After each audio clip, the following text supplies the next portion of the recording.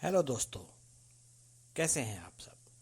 स्वागत है आपका हमारे अपने चैनल पर, जहां आपको समय समय पर मेरे द्वारा क्रॉस ड्रेसिंग स्टोरीज देखने को मिलती हैं। दोस्तों, आपका एक किया हुआ लाइक, कमेंट और सब्सक्राइब हमें प्रेरणा से भर देता है। इसलिए कहानी पसंद आने पर कहानी को लाइक और कमेंट ज़रूर कीजिए। और जिन दोस्तों ने अभी तक हमारे अपने चैनल को सब्सक्राइब नहीं किया है, वह हमारे अपने चैनल को सब्सक्राइब करके हमें अपना सहयोग ज़रूर दीजिए।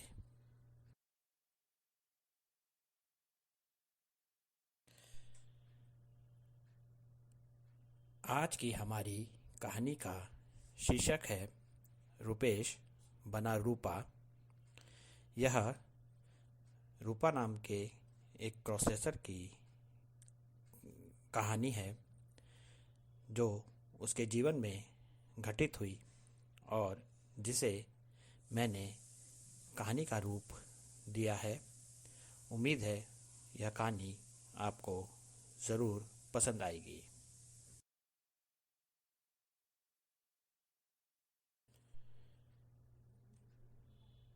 मैं रुपेश उत्तर प्रदेश के आगरा शहर की रहने वाली हूँ। अपने बचपन से ही मैंने स्वभाव, अपने शरीर, अपने मन को अपनी आयु के दूसरे लड़कों से अलग ही पाया है। मैंने जब से होश संभाला है, अपने इस अंतर का जवाब ढूंढने की कोशिश में लगी रही हूँ, पर मुझे इसका जवाब नहीं मिल पा रहा था।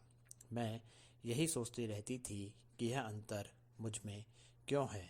क्यों मैं एक लड़का होते हुए भी अपने को मन से एक लड़की मानती थी। क्यों मुझे लड़कियों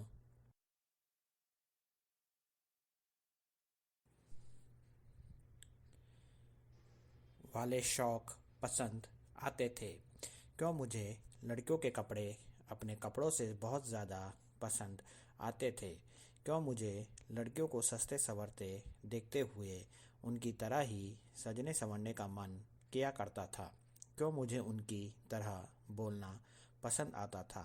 मेरे इन सवालों का जवाब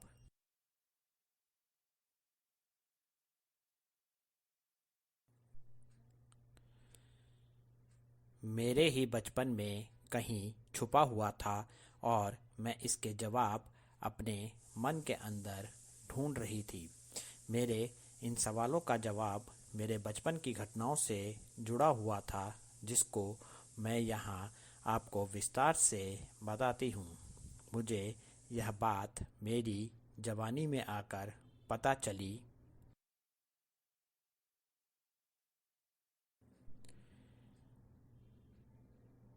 जब एक दिन मेरी मामी कुछ दिनों के लिए हमारे घर में रहने आई थी।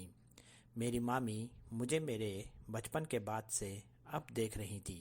यह घटना उस समय की है जब मैं 4 साल की थी और अक्सर अपनी नानी के घर जाती रहती थी। मेरी मामी जब से हमारे घर आई थी और उन्होंने जब से मुझे देखा था, मुझे देखते ही उनके चेहरे पर एक अलग सी ही मुस्कान आ जाती थी। घटना पर आने से पहले यहाँ मैं आपको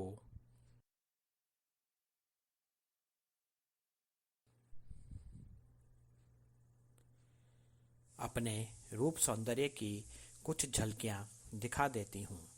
जवानी के उम्र में पहुँच जाने के बाद भी मेरा शरीर एक लड़की के शरीर जैसा पतला दुबला था।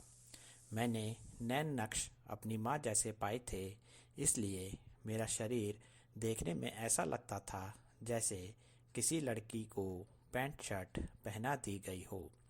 मेरी उम्र के लड़कों की हाथों की कलाइयाँ मजबूत और सख्त होती जा रही थी, तो वहीं मेरे हाथों की कलाइयाँ नाजुक और कोमल सी थी, जिन पर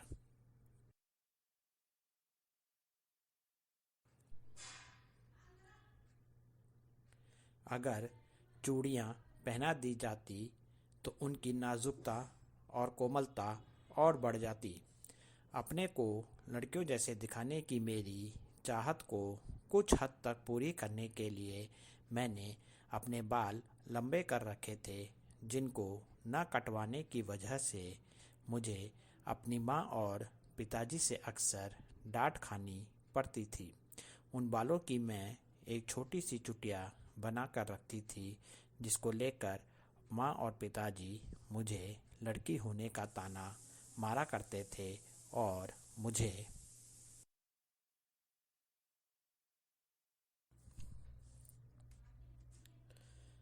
उनके ताने को सुनकर मन ही मन में बहुत खुशी मिलती थी। इसी बहाने कोई मुझे थोड़ी देर के लिए लड़की तो कहता था। यह तो हुआ मेरे रूप का वर्णन।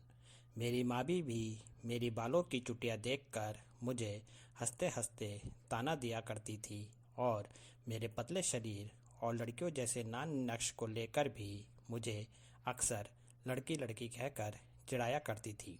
मेरी बहन के साथ मिलकर उन्होंने मेरा एक अलग ही नाम रख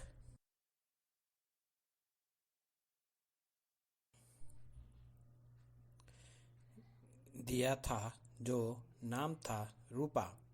मेरी मामी के साथ साथ अब मेरी बहन भी मुझे रूपा कहने लगी थी और मुझे भैया ना कहकर रूपा दीदी कहती थी। एक तरफ तो मुझे यह सब अच्छा लगता था, इससे मेरे मन को बहुत सुकून मिलता था, पर इस तरह उनके चिढ़ाने पर मैं कभी कभी चिढ़ भी जाया करती थी। ऐसे ही एक दिन मैंने चिढ़ते हुए मामी से कहा कि आप क्यों मुझे लड़की कहकर चिढ़ाया करती हो, जब मेरे नैन नक्श और शरीर ही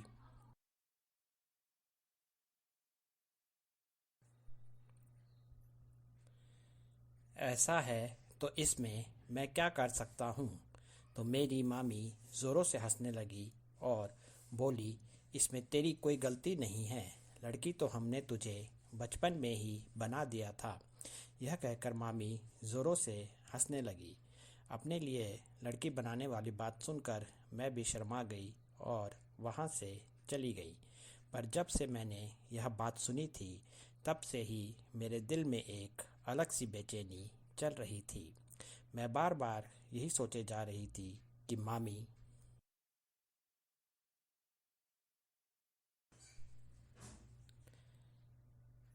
ने ऐसा क्यों कहा। अपनी बेचैनी दूर करने के लिए मैंने सोचा मैं मामी से इस बात को ज़रूर पूछ कर रहूँगी। एक दिन मौका देखकर मैंने मामी से यह बात पूछ ही ली कि उन्होंने क्यों ऐसा कहा कि बचपन में ही मुझे लड़की बना दिया था। मामी यह बात सुनकर मेरी मम्मी से पूछने लगी कि दीदी इसको बता दे बचपन की बात। मेरी बहन भी वहीं बैठी हुई थी और वह भी खुश होकर मामी को कहने लगी कि मामी बताओ, आपने रुपेश भैया को रूपा दीदी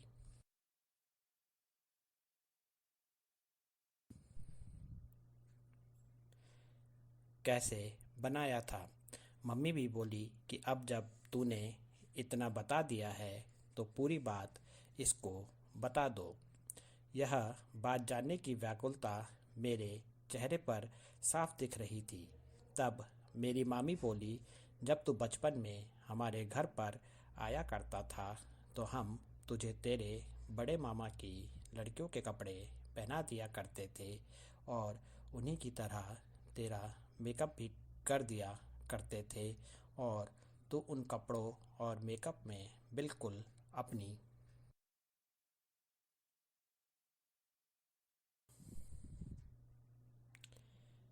बहनों जैसा दिखा करता था। तू पूरे पूरे दिन उन्हीं कपड़ों में रहा करता था। अब शर्म से मेरा चेहरा लाल होता जा रहा था। तब मामी बोली, इतना मत शर्मा, अभी तो और सुन। तुझे तेरी मम्मी ने मेरी शादी में तेरी बहनों की तरह एक खूबसूरत सा लहंगा पहनाया था। मामी बोली, जब मैंने पहली बार तुझे देखा था तो मैंने तुझे लड़की ही समझा था और आज भी मुझे तू शरीर से एक लड़की जैसा ही लगता है। मामी मुझे बोली कि मैं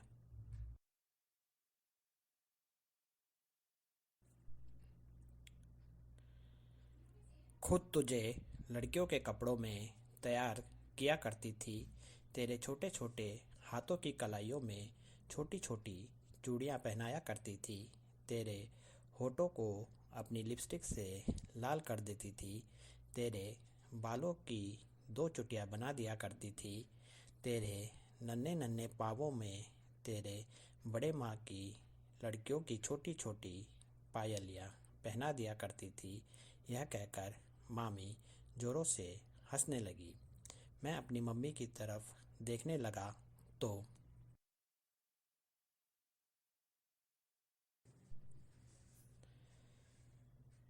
माँ भी मुस्कुराने लगी।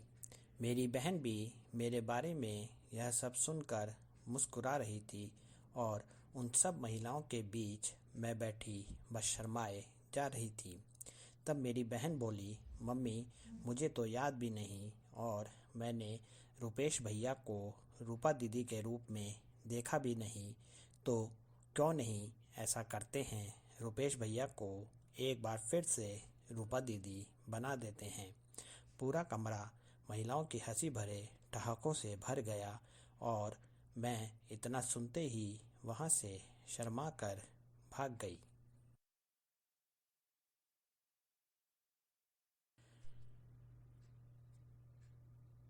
मेरे कमरे से निकलते निकलते मेरी मामी बोली, अब समझ गया होगा तू कि क्यों तेरे नैन नक्श और शरीर लड़कियों जैसा है। यह तभी से ऐसे हो गए हैं जब से हमने तुझे लड़की बनाना शुरू किया। अपने को लड़की बनाने की बात से ही मैं बहुत खुश थी और बचपन में अपने को लड़की बनाने वाली बात से मैं अपने मन ही मन में मुस्कुराए जा रही थी। आज मुझे मेरे सवालों का जवाब मिल गया था। यह तभी से था जो मैं शरीर से एक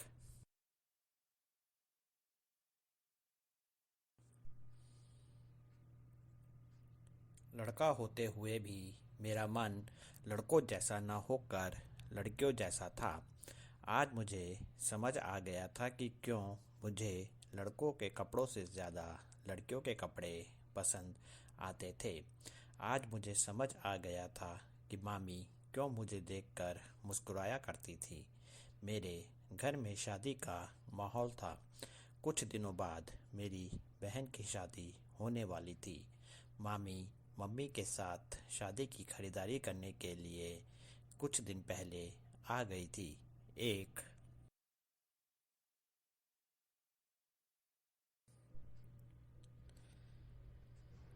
दिन मामी, मम्मी और मेरी बहन शादी की खरीदारी करके घर आए और तीनों ने मुझे अपने कमरे में बुलाया।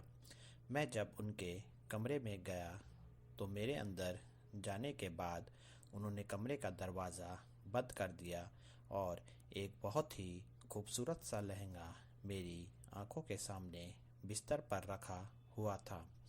मेरा सारा ध्यान उस लहंगे की तरफ ही लगा हुआ था।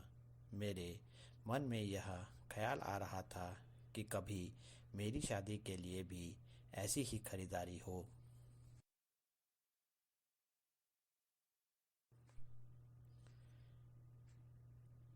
और मैं भी अपने लिए एक सुंदर सा लहंगा खरीदूं।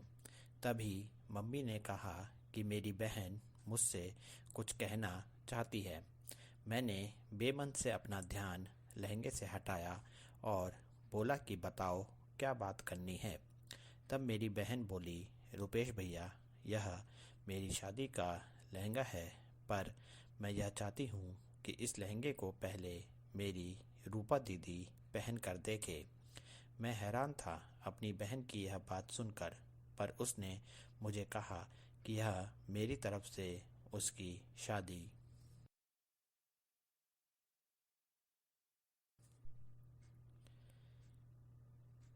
का उपहार होगा, इसलिए मैं उसे मना नहीं कर सकी और उस लहंगे को पहनने की सहमति दे दी। मुझे रूपा के रूप में सजाने की जिम्मेदारी मेरी मामी और मेरी बहन ने ले ली।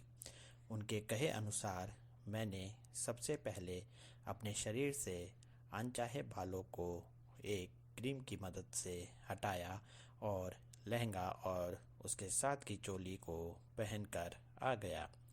चोली का नाप मुझे सही आ रहा था, पर लहंगे के भारीपन से मैं बार बार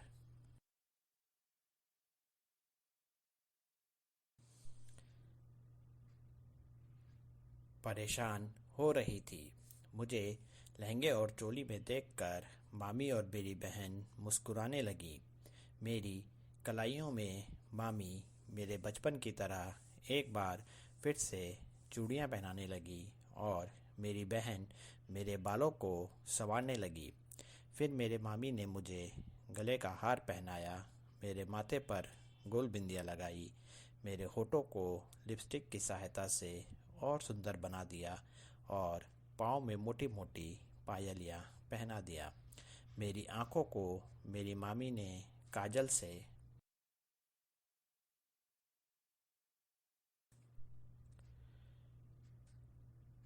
और सुंदर बना दिया और लहंगे के ऊपर मेरी दुपट्टे से मेरी चोली को ढक दिया।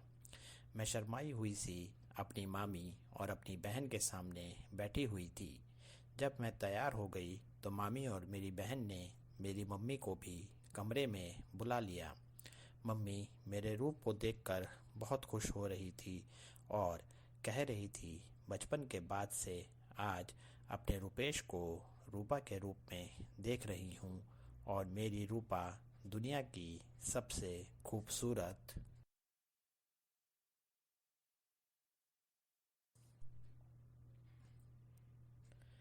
लड़की लग रही है। मम्मी ने नज़र का एक काला टीका मेरे कान के पीछे लगा दिया। मामी और मेरी बहन भी मेरे हुस्न की तारीफ किए जा रहे थे और मैं भी अपनी नज़रों को सबसे छुपाते हुए आईने में खुद को निहार रही थी और मन ही मन मुस्कुराए जा रही थी। यह उपहार मेरी तरफ से मेरी बहन के लिए नहीं था, बल्कि यह तो मेरी बहन की तरफ से उसकी बहन रूपा के लिए था। यह मेरे मन की खुशी ही थी जो मैं उन तीनों महिलाओं के सामने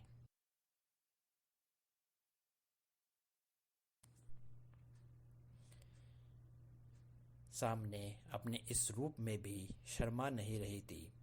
अगर आपको यह कहानी पसंद आई है, मुझे लाइक और कमेंट से इसका जवाब दीजिए। मिलते हैं एक नई कहानी के साथ जल्दी ही। आपका अपना नयन भास्कर।